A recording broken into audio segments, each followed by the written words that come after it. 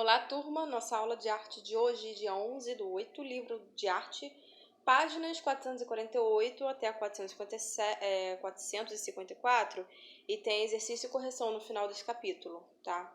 Que é sobre as impressões da música. Vamos continuar falando sobre como a música durante o impressionismo, ela teve características impressionistas, que foi um movimento artístico, né, que estava muito envolvido com todas as mudanças da época. Você pode perceber que alguns termos são utilizados na denominação das músicas clássicas para distingui-las como, por exemplo, suíte, prelúdio, ópera, né?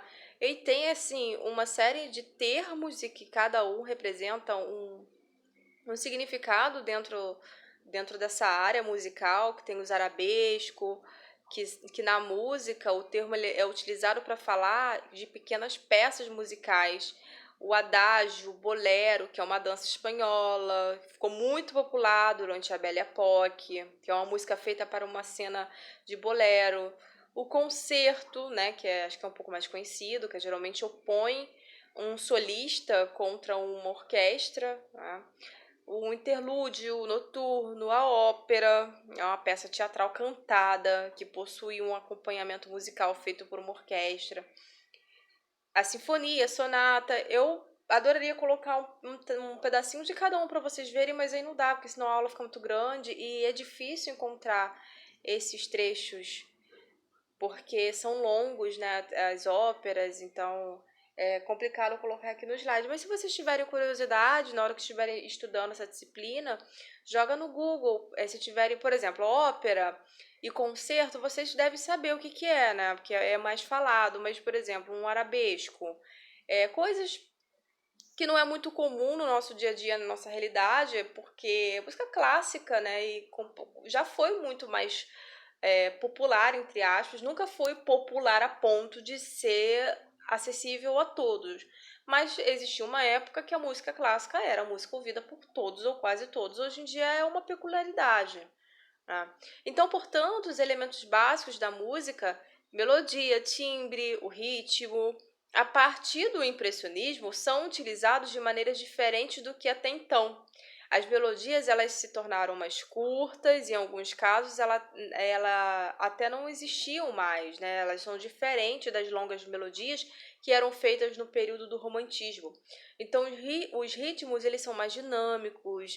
Da mesma forma, os timbres eles são mais exóticos, de uma influência musical oriental, diferente, né? Então, na arte, dependente do tipo de linguagem, os artistas eles estão sempre buscando se expressar sobre o mundo e conhecê-lo melhor, como qualquer linguagem artística. Por isso, ao longo da história da arte, podemos perceber muitos movimentos artísticos tentando se destacar do anterior, quase sempre se contrapondo ao último movimento artístico. Os pintores e arquitetos, eles também podem participar do espetáculo, produzindo os cenários, enquanto os estilistas de design desenham o figurino.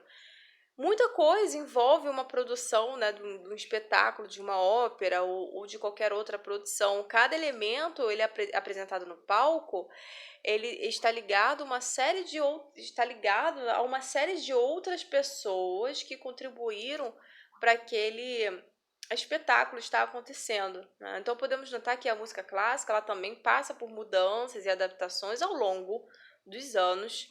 Um exemplo onde podemos observar música aleatória acontecendo na grande escultura de tubos metálicos, que é esse instrumento aqui, o órgão, né, os tubos metálicos, alguns eram até ligados a toda a arquitetura, então o som não vinha só de um lugar, o som vinha de vários lugares, era uma coisa bem interessante. A escultura, instrumento, né, arquitetada, ela relembra os instrumentos de sopro, como a flauta e o órgão. São grandes instrumentos usualmente dispostos em igrejas e catedrais antigas. A escultura, deixa eu ver se tem aqui, essa escultura aqui de que estamos falando, no texto anterior, que lembra o órgão, né? Outros artistas plásticos também utilizaram a música como um elemento de suas obras. Isso é só para fazer uma ligação. é algo contemporâneo, que essa escultura é bem contemporânea, mas que tem referência lá no impressionismo, com a música impressionista, onde o órgão era muito usado. Então, a gente vê que está tudo interligado, né? Outros artistas plásticos também utilizaram a música como elemento de suas obras. São exemplo o Jardim do Som, em Seattle, que é projetado e construído pelo artista Douglas Hollis, que é o órgão de ondas em São Francisco. São vários, né? Esse aqui, a instalação, é uma instalação, dimensões variáveis, né? Então, a pesquisa do artista para realizar esta obra, ela durou 5 anos, e por meio dela foi possível que os visitantes, ao entrar nesse espaço, eles conseguem ouvir o som que foi captado, amplificado em tempo real. Então é interessante perceber que a natureza, ela emite muitos tipos de sons, algumas quase imperceptíveis, se não prestarmos atenção. Então é bem interessante que nesse espaço aqui, todos os sons emitidos pela natureza, eles são amplificados de uma forma que parece que está ali, ao vivo, né? Você só está ouvindo numa sala, mas a sensação era tão intensa. É bem interessante essa obra. Impressões da música no Brasil. A música no Brasil, ela é muito rica, né? É muito variada. Hoje nós temos uma série de estilos, de ritmos, samba, rock, MPB.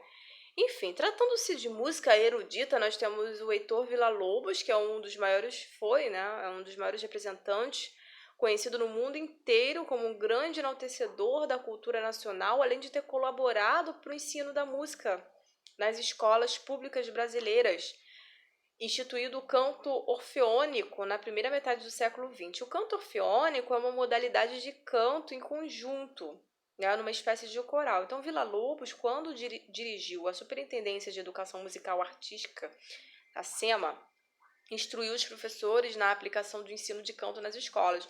Então, o projeto ele funcionou como uma forma de difundir a mensagem nacionalista, né, uma coisa bem nacional, e propor uma construção de uma nova nação durante o governo do Getúlio Vargas. Então, o canto orfeônico ele era conhecido e praticado desde 1912, porém foi só com o projeto do Villa-Lobos que ele se tornou popular. Além da interpretação do canto orfeônico, outros estilos musicais eles foram muito importantes na construção da identidade do nosso Brasil. Um exemplo dele é o samba, né, que foi rejeitado durante muito tempo e hoje é a cara da cultura brasileira.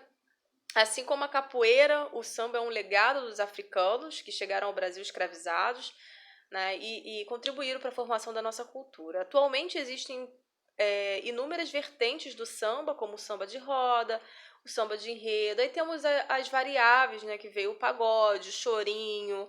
Então a festa do carnaval que ocorre no início do ano, ela é regida pelo ritmo do samba, né, que é levando alegria, beleza, o encanto, enfim, é toda essa cultura em torno do carnaval brasileiro, que é bem diferente do carnaval europeu. Outro ritmo brasileiro muito popular é o forró, que é um ritmo que trouxe elementos de origem portuguesa com elementos tipicamente nacionais e popularizou-se em festas do Nordeste. Hoje em dia ele é muito conhecido, né, em todo o país. Então são famosos compositores como o Luiz Gonzaga, Dominguinhos. Eles narravam em suas músicas a vida do sertanejo nordestino, suas dificuldades, alegrias, né? Então é muito comum encontrar no forró, por exemplo, instrumentos como a sanfona, o triângulo, instrumentos bem diferentes do que se toca na música clássica, completamente diferente. Quantos mais conhecemos os elementos do som, mais podemos constatar o quanto ele pode ser variado.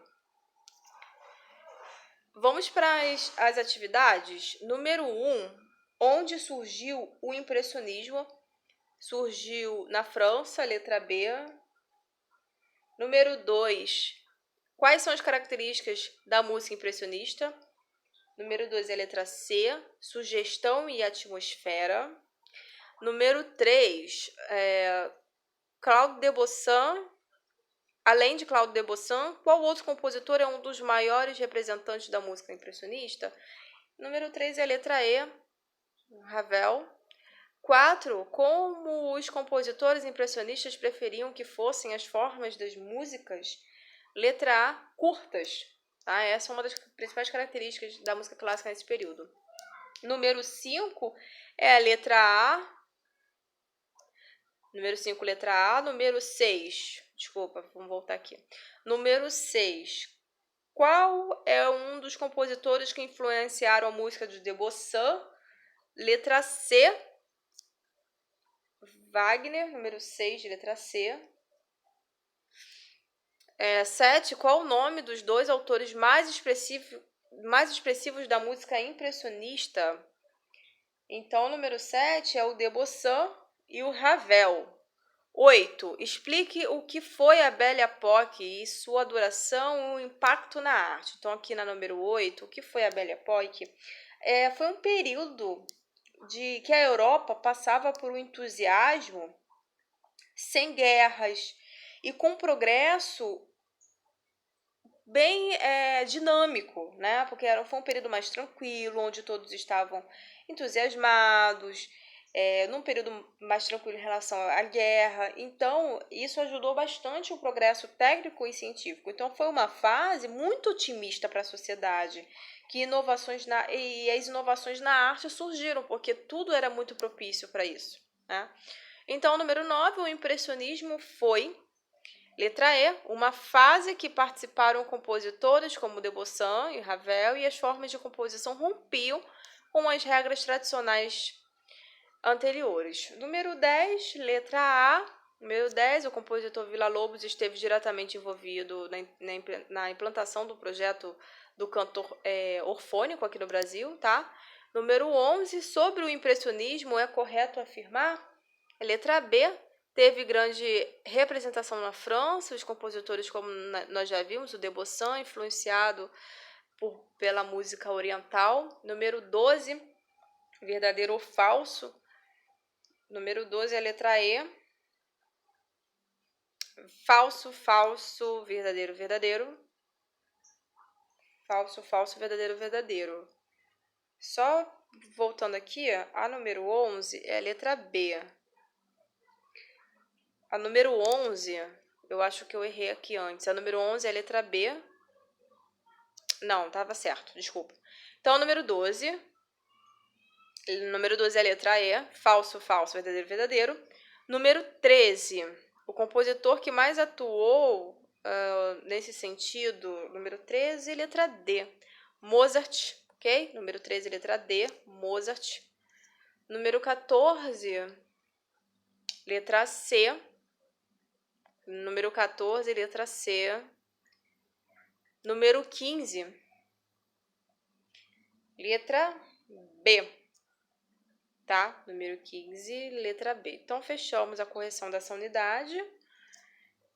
Bons estudos e até a próxima aula.